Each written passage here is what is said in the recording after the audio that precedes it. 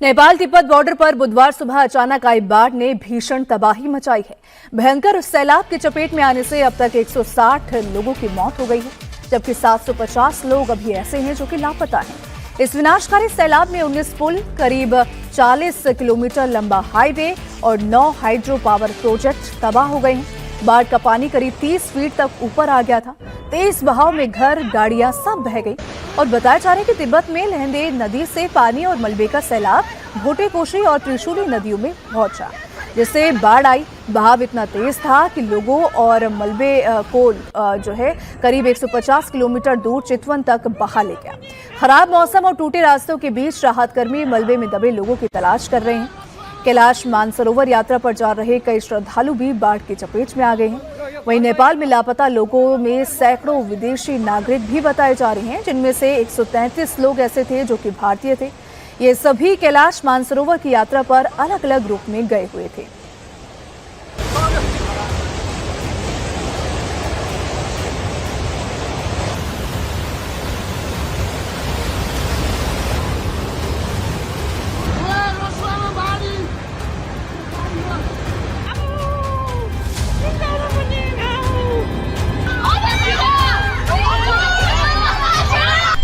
चीन में फटी झील, नेपाल में आया सैलाब।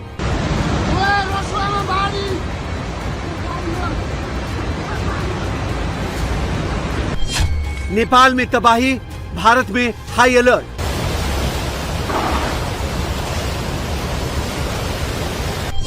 नेपाल में सैलाब से हाहाकार, यूपी बिहार में सहमे लोग।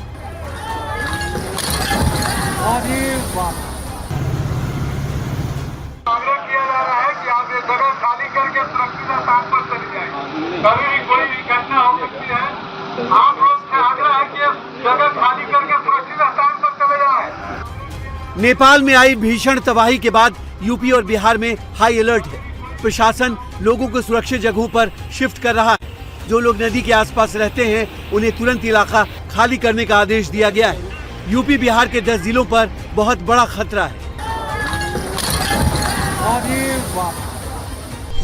नेपाल में भोटे-कोशी नदी में भारी जल प्रलय के बाद भारत के वाल्मीकि नगर के गंडक बैराज से बुधवार शाम 7:30 बजे से रात 11 बजे के बीच लगभग 1.5 लाख क्यूसेक पानी छोड़ा गया है। हालात को कंट्रोल करने के लिए बैराज के सभी 36 गेट खोल दिए गए हैं। पीएम मोदी अलर्ट मोड पर है।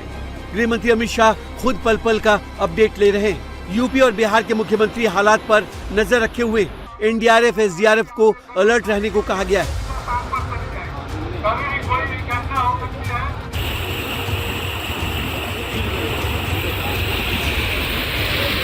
वहीं दूसरी तरफ भोटे-कोशी नदी में आए सैलाब के बाद नेपाल में हर तरफ तबाही का मंजर है।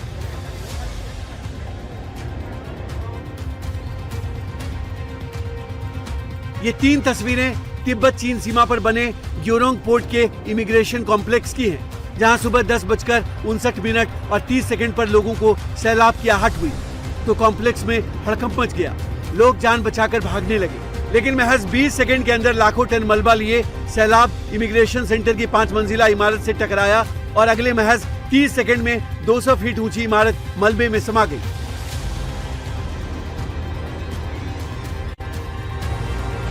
इमारत, इंसान, कार सब कुछ मौत के सैलाब में बह चुका था और कयामत आगे की तरफ जा रही थी। लोग पूरी ताकत से साथ भाग रहे थे ताकि सैलाब को हरा सके, लेकिन विनाश बनकर आए सैलाब ने कोई रहम नहीं किया। 10 सेकंड के भीतर यहाँ जिंदगी का नामो निशान मिट गया।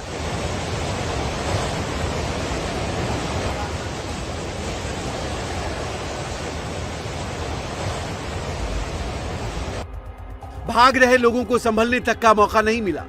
सैकड़ों गाड़ियां मलबे में दब गई, कई लोग मलबे में दब गए। तिब्बत चीन के ग्योरोंग इमिग्रेशन सेंटर इतना अहम क्यों है, अब जरा इसे भी समझ लीजिए।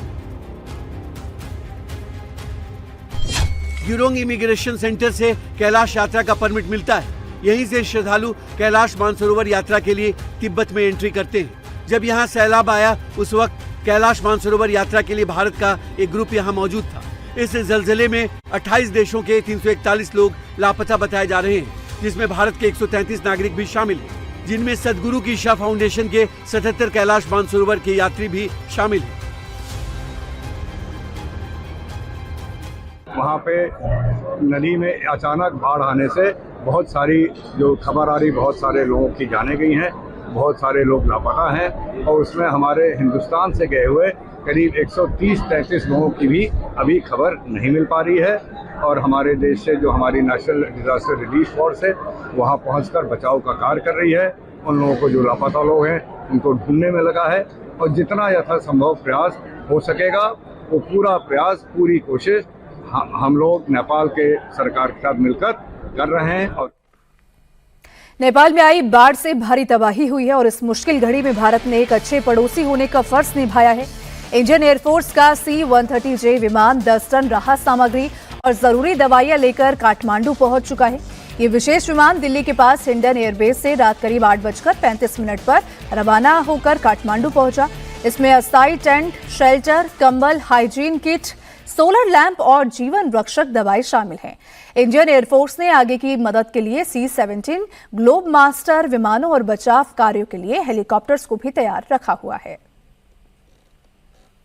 सहायता पहुंचने लगी है और जैसा कि मैंने कहा वहाँ जब भी ऐसे घटनाएं हुई हैं हम लोग हमेशा बढ़ चढ़ के हिस्सा लिए हैं, क्योंकि हमारा मित्र देश है, हमारा अभिन्न अंग है और हमारे जो नेपाल के जो समाज है उसमें कोई बहुत अंतर नहीं है। हम लोग हमेशा एक भाई, बड़े भाई, छोटे भाई और भाई की तरह रहे हैं और आज भी वो रिश्ता कायम है।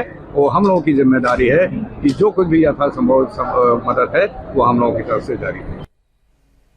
नेपाल में आई भीषण बाढ़ पर पीएम मोदी, नेपाल के पीएम बालेन शाह से फोन पर उन्होंने बात की। पीएम मोदी ने नेपाल को हर संभव मदद का भरोसा भी दिया है और इस पर नेपाल के प्रधानमंत्री बालेन शाह का रिएक्शन भी सामने आया। नेपाल के पीएम बालेन शाह ने मुश्किल समय में मदद के लिए प्रधानमंत्री नरेंद्र मोदी का आभार व्यक्त किया है। बालेन शाह ने सोशल मीडिया प्लेटफॉर्म पर इस बात की जानकारी दी।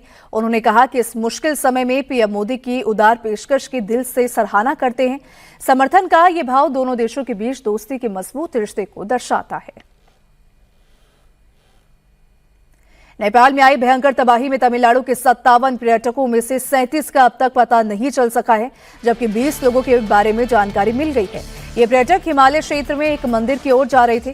बाढ़ के बाद इनसे संपर्क टूटने से उनके परिवार वालों की चिंता बढ़ गई है। राज्य सरकार प्रभावित लोगों की जानकारी जुटाने और नेपाल में फंसे तमिलनाडु के नागरिकों की सहायता के लिए अब पूरी कोशिश कर रही है। कोयम्बटूर में ईशा फाउंडेशन के भी 77 सदस्य इस भीषण तबाही में फंस गए। उनसे भी अभी तक कोई संपर्क नहीं हो पा रहा है। ये सभी लोग कैलाश मानसरोवर की यात्रा पर गए थे और यात्रा पूरी करके ग्योरोंग पोर्ट के इमिग्रेशन कॉम्प्लेक्स में रुके हुए थे। हमारा ग्रुप था जो यात्रा खत्म कर चुका था और आज सुबह तिब्बत से इमिग्रेशन खत्म करके वापस काठमांडू जा रहा था। तो हमारे 77 लोग थे। अभी तक कोई संपर्क नहीं हो पाया है क्योंकि वहां पे बहुत जबरदस्त बाढ़ आई थी, तो इस कारण सारे कम्युनिकेशन जो भी है सो अभी डाउन है। वहां पे ऑन ग्राउंड किसी से भी संपर्क नहीं हो पा रहा है हमारा। और we are just waiting to hear back from the authorities कि कुछ इंफॉर्मेशन आएगी, क्योंकि हादसा बहुत बड़ा था और ऑन ग्राउंड भी वहां पे लगता है बहुत डैमेज हुआ है और उसके कारण सारे कम्युनिकेशन डिवाइसेस भी सारे डैमेज हो गए हैं वहां पे। तो इंतजार कर रहे हैं कि शायद कल सुबह तक हमको कुछ मालूम पड़े।